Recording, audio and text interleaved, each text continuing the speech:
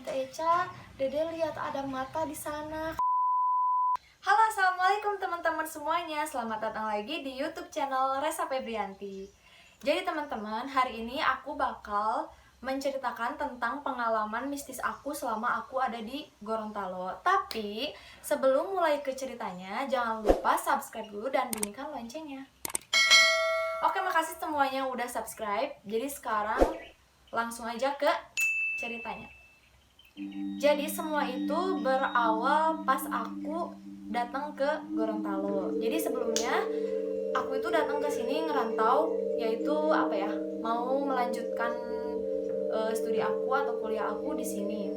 Waktu itu aku dibawa sama teteh aku untuk tinggal sama suaminya beserta anak kecilnya, sebut aja Dede anaknya. Terus kita tinggal di sebuah perumahan. Mohon maaf sebelumnya karena aku nggak akan bisa sebutin di mana tempatnya dan juga namanya, karena ini sebuah privacy juga untuk yang punya perumahannya. Jadi awal mulanya itu pas aku udah 1 minggu tinggal di perumahan itu, terus aku tuh pertamanya tuh aku ketemu sama wujudnya itu pacarnya saudara teteh aku gitu guys. Jadi jadi waktu itu tuh dia tuh mau masuk ke rumah teteh aku, cuman dia tuh masih nungguin di luar gitu. Dan waktu itu aku datang ke luar dan aku nyuruh dia masuk, ternyata dia tuh cuman manggut aja gitu. Jadi pas aku bilang ya kak masuk, aku bilang, terus dia cuman manggut. Terus abis itu dia langsung balik arah gitu loh, langsung pakai topi gitu, dia dipakein kayak pakai sweater gitu, hoodie gitu, langsung dia pakai. Terus abis itu dia langsung masuk ikut sama aku di belakang aku. Dan pas aku udah masuk di rumah, ternyata kakaknya itu, pacarnya saudara teteh aku itu, ternyata udah ngobrol di ruangan tengah. Di situ aku langsung takut banget. Dan aku waktu itu langsung cerita karena di situ juga kebetulan lagi pada kumpul. Terus aku cerita dan mereka bilang katanya, yaudah deh nggak apa-apa, palingan itu cuma pengen kenalan doang katanya gitu. Jadi aku ngerasa kalau iya sih, karena kan kalian percaya kan kalau misalkan di setiap tempat itu pasti selalu ada yang kayak gitunya. Jadi aku ngerasa ya udah deh nggak apa-apa gitu. Nah setelah beberapa bulan aku melewati kehidupan di perumahan itu, akhirnya terjadi di pengalaman kedua aku. Jadi waktu itu aku tuh pulang kampus, dan waktu itu aku pulang kampus jam 9 malam. Jadi aku tuh kuliah kelas karyawan, yang mana jam perkuliahannya itu dimulai pada jam 4 sore sampai jam 9, maksimalnya itu jam 9 malam gitu guys. Jadi waktu itu aku pulang dari kampus, kebetulan jarak kampus dengan perumahannya teteh aku itu lumayan agak jauh, karena kampus itu berada di pusat kota dan perumahan aku di kabupaten. Tapi nggak terlalu jauh juga sih, tapi ya lumayan lah. Aku nggak tahu jam berapa itu, lupa lagi. Pokoknya itu udah malam banget sih, udah jam setengah 9-an atau jam 9. Waktu itu aku disuruh sama teteh aku ngejemput dulu teteh aku di rumah mamahnya. Jadi dia sama mama aku tuh beda gitu guys. Aku disuruh ngejemput dulu di rumah mamahnya, dan waktu itu aku jemput, akhirnya kita ngobrol dikit gitulah. Nah habis itu kita pulang ke perumahan sekitar jam setengah 12 atau jam 12, pokoknya itu udah tengah malam banget. Dan aku nggak tahu itu hari apa, aku lupa lagi. Aku waktu itu pulang sama teteh aku naik motor, kita bertiga boncengan sama anak kecilnya, Dede sama Dede.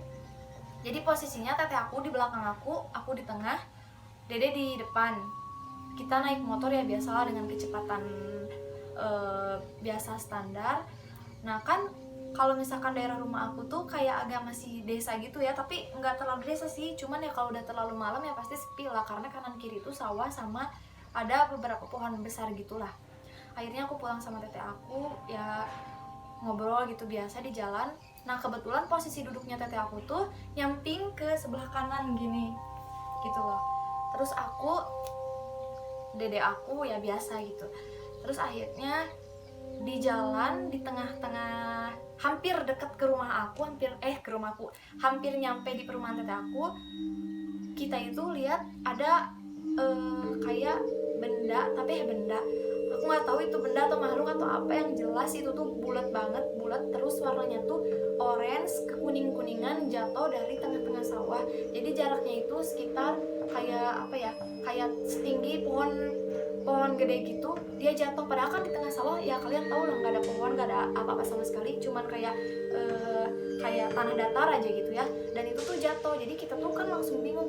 Bahkan waktu itu aku kan yang bawa motor, jadi aku tuh nggak lihat jelas, tapi kelihatan gitu di ekor mata aku tuh kalau ada yang jatuh. Ya kalian ngerasa lah kalau misalkan kalian lagi ngobrol gini terus ada yang ngeliatin kalian dari sebelah samping kanan kiri, pasti kelihatan dari ekor mata. Dan itu tuh benar-benar waktu itu jelas banget, aku sadar banget kalau itu jatuh. Sampai teteh aku itu langsung bilang, Ica, kamu lihat nggak ada yang jatuh, katanya gitu. Terus aku bilang, iya aku lihat. Kan aku langsung spontan, aku langsung takut dong, langsung takut banget, karena waktu itu dede itu langsung nangis, tiba-tiba dia itu nangis histeris. Dan jadi jadi kayak lebih kacau aja gitu suasananya. Apalagi aku bawa motor, sampai aku tuh benar-benar kayak udah gemetar aja gitu badan aku. Sampai aku tuh di dalam hati aku tuh bilang, Eca kamu harus kuat gitu, jangan sampai kamu jatuh di sini. Atau kan karena udah nggak fokus gitu, jadi pemikiran aku tuh udah kemana-mana, jadi kacau juga gitu bawa motornya. Sampai aku tuh bilang di dalam hati aku tuh bawa 2 nyawa gitu, sekaligus 3 dengan diri aku sendiri. Jadi aku bilang kamu harus sampai ke rumah dengan selamat gitu. Akhirnya ya sampailah di rumah. Itu pun aku ngebut banget waktu itu karena takut banget gak ada siapapun di situ, cuman kita bertiga. Dan pas udah sampai di rumah tuh aku langsung masuk ke rumah.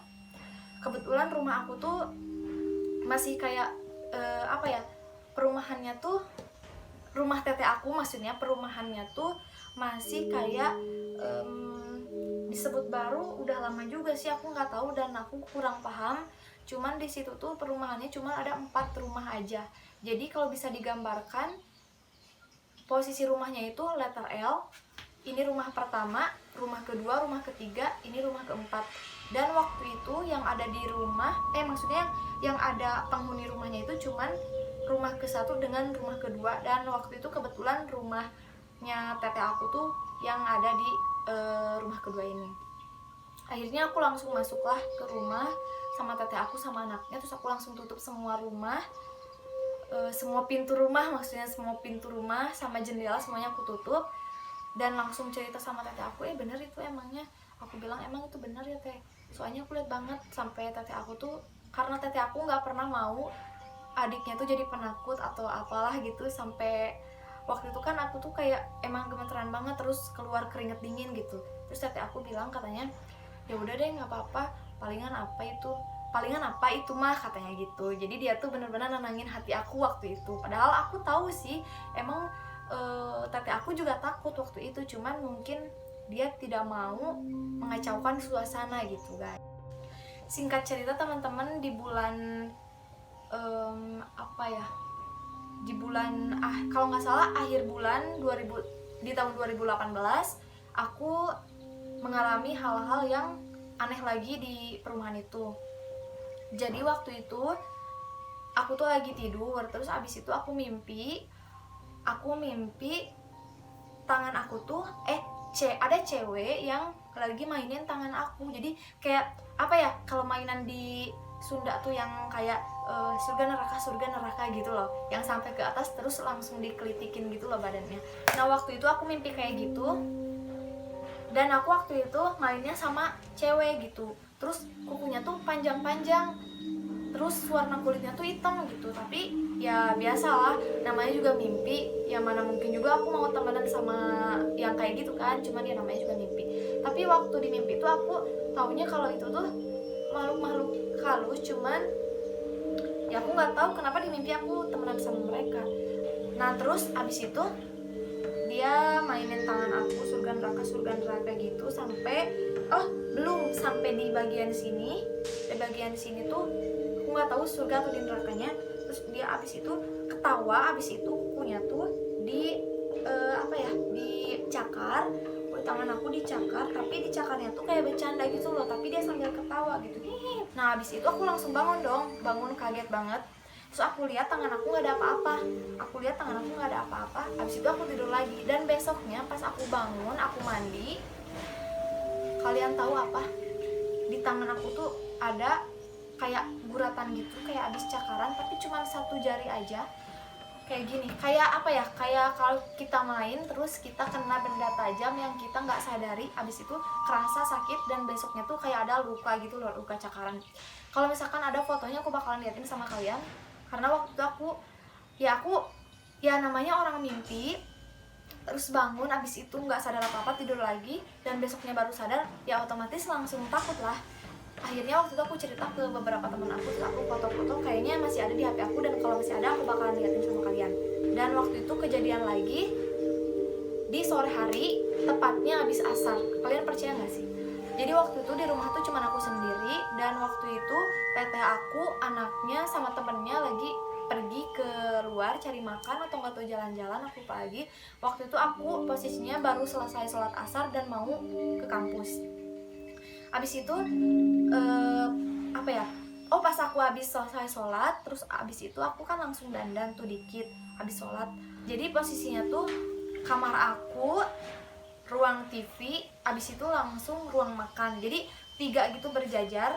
Jadi otomatis kalau misalkan aku ada di kamar dan pintu kamar dibuka, otomatis itu langsung kelihatan ke ruang makan. Nah waktu itu posisinya aku lagi diemnya tuh di depan pintu, dan aku buka pintu, abis itu aku ngaca gini pakai kaca kecil, aku ngadepnya ke ruang makan gini loh. Jadi sejajar sama ruang makan, aku ngaca gitu sambil ngalis lah gitu. Nah terus waktu itu apa ya, iya udah asar, pokoknya aku mau ke kampus itu. Abis itu pas aku lagi ngaca gini, kalian percaya gak sih kalau misalkan takut aku nyeritainnya bener, karena aku tuh masih kebayang-bayang banget waktu itu kayak gimana, sampai aku juga sampai nangis waktu itu, karena aku nggak percaya sih separah ini ternyata gangguannya gitu. Jadi waktu itu tuh pas aku lagi ngaca, lagi ngalis, di depan aku tuh kan, ini kan ruang tamu, terus abis itu kalian gambarin sendiri aja ya, ini ruang tamu, terus abis itu ruang makan. Nah di ruang makan itu ada ventilasi, tapi ventilasinya tuh bukan yang kayak ventilasi jendela-jendela kita yang panjang gitu, yang panjang kecil, bukan yang kayak gitu. Ventilasinya tuh bentuknya tuh kotak gitu loh, kotak gitu, yang kayak ada di kamar mandi gitu. Nah waktu itu ventilasinya nggak ada penutupnya gitu, jadi cuman kosong aja gitu. Dan kebetulan di belakang perumahannya teteh aku itu pohon bambu sama pemakaman, ada pemakaman keluarga. Nah waktu itu teman-teman, ventilasi itu pernah kita tutup pakai kertas doang, kertas HVS, karena waktu itu ada beberapa juga gangguan-gangguan yang pokoknya banyak banget sih. Cuman ini aku nyeritainnya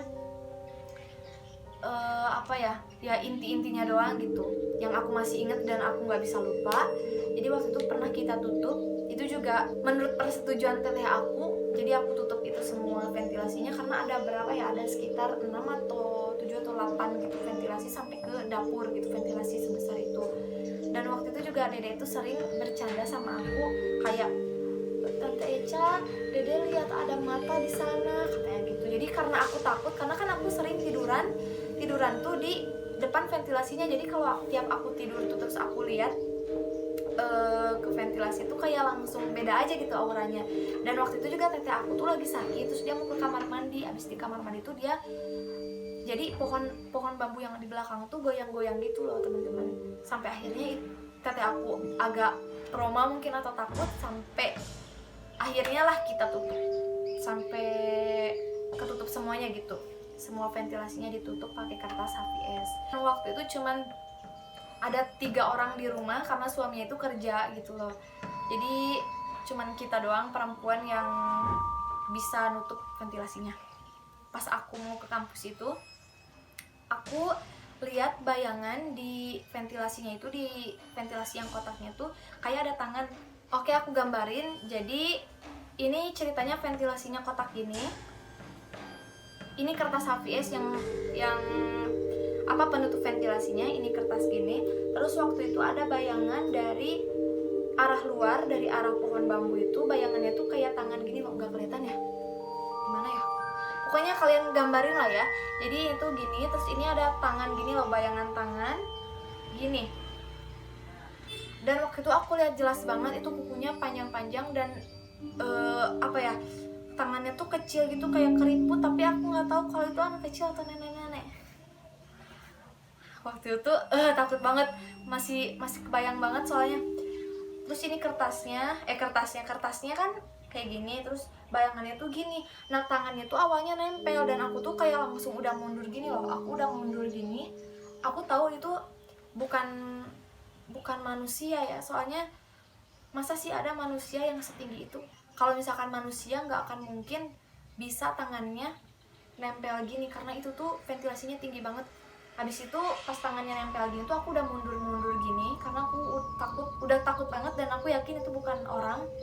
Terus abis itu kalian tahu ini apa ya, makin neken gitu tangannya. Abis itu tangannya tuh langsung noblos gini loh, langsung noblos ke kertasnya, dan ini tuh tangannya langsung masuk semuanya gini. Terus ini tuh benar-benar hitam, tangannya hitam banget, kukunya panjang banget, dan itu bukan kuku orang-orang normal, bukan. Itu benar-benar aku tahu itu kayaknya mereka yang lagi ngeliatin aku dari ventilasi itu, lagi ngeganggu aku di ventilasi itu. Tangannya tuh keluar gini. Pas tangannya keluar gini tuh tangannya langsung bergerak gini. Aku langsung kayak apa ya, aku waktu itu ya benar-benar takut banget, dan sampai aku nelpon tete aku bilang, kalian percaya nggak sih pas aku lihat kejadiannya langsung tuh aku benar-benar nggak mikir kalau misalkan aku ini alis aku tuh seimbang nggak sih gitu, sejajar nggak sih, aku nggak mikir itu. Aku langsung cabut keluar dan aku langsung kunci. Aku nggak tahu waktu itu bawa buku apa enggak gitu ya ke kampus. Pokoknya aku langsung lari karena aku takut banget. Langsung aku telepon tete aku nangis. Aku bilang, teh tadi ada tangan, aku bilang keluar dari ventilasi. Tangan apa katanya? Terus aku bilang ada tangan keluar, tangan nggak tahu orang situ atau tangan apa. Terus aku bilang, pokoknya aku ceritain lah kejadian pertama itu. Aduh, aku langsung takut. Kejadian pertama itu kayak gimana, aku langsung ya pokoknya aku nangis lah gitu ke tete aku. Terus tete aku bilang katanya, itu mah palingan cuma tetangga sebelah katanya, soalnya tete juga waktu itu pernah diteror sama yang di sebelah katanya. Gak usah takut lah, aku tahu tete aku cuma nenangin aku, cuman aku yang benar-benar lihat kejadiannya tuh kayak ngerasa kalau ini bukan orang gitu. Aku langsung lari gitu, keluar dari kamar aku, langsung keluar dari rumah juga, langsung cabut ke kampus. Aku bawa motor langsung ngebut, dan itu tuh benar-benar takut banget guys. Sedangkan waktu aku pertama lihat itu tangannya keluar itu, dan pas bergerak tangannya kayak gitu tuh, aku mau lari itu kayak gimana ya, kaki aku tuh kayak nggak ada tulangnya gitu, kayak gitulah pokoknya, nggak ada tulang, dan aku tuh kayak nggak bisa untuk lari gitu. Tapi alhamdulillah karena di hati aku tuh aku bilang, ya Allah kuatin aku gitu, aku mau lari dari aku mau keluar dari tempat ini gitu. Pokoknya aku baca terus doa gitu supaya aku bisa kuat gitu, ninggalin tempat ini gitu. Aku abis itu pokoknya aku takut banget. Dan pas aku udah ngomong gitu sama tete aku pulang ke rumah, terus lihat buktinya kalau misalkan ventilasi yang ada kertasnya tuh emang udah bolong. Di situ aku udah ngerasa kalau udah nggak beres nih rumah gitu. Aku nggak tahu sih sekarang itu di rumahnya masih ada mereka atau gimana, karena aku udah nggak tinggal di sana juga. Dan buat semua kalian yang nonton video ini, aku nggak mengharuskan kalian buat percaya, karena semua itu tergantung dari kalian juga. Cuman ini benar-benar sumpah, ini benar-benar kejadian yang paling mengerikan selama aku ada di Gorontalo. Dan waktu itu juga aku bukan terlalu pandang enteng juga dengan hantu-hantu yang ada di sini. Cuman aku ngerasa kalau selagi mereka gak ganggu, ya aku juga nggak nggak apa-apa gitu, nggak jadi masalah buat aku. Oke teman-teman semuanya, makasih banyak yang udah nonton video aku. Oh ya, pesan dari aku buat kalian semuanya yang mau ngerantau atau buat kalian yang tinggal di daerah yang memang kalian belum tahu adat istiadat di sana atau mungkin mitos-mitos di sana, kalian jangan pernah pandang enteng sama mitos-mitos yang ada di tempat itu, karena ya pengalaman aku juga kayak gitu. Akhirnya aku langsung diliatin sama yang kayak gitu, yang langsung otomatis aku langsung takut banget. Padahal aku tuh nggak sepenakut ini gitu awalnya, cuman karena ya aku juga pertama kali kayak gini, jadi gitu. Jadi nggak perlu takut dengan mereka, karena tetap manusialah yang lebih kuat daripada mereka. Intinya dimanapun kalian berada, tetap berdoa dan tetap harus berserah diri kepada Allah Subhanahu wa Ta'ala. Oke, terima kasih semuanya yang udah nonton video aku. Mohon maaf bila ada kesalahan. Jangan lupa like, komen, dan subscribe. Dadah, assalamualaikum.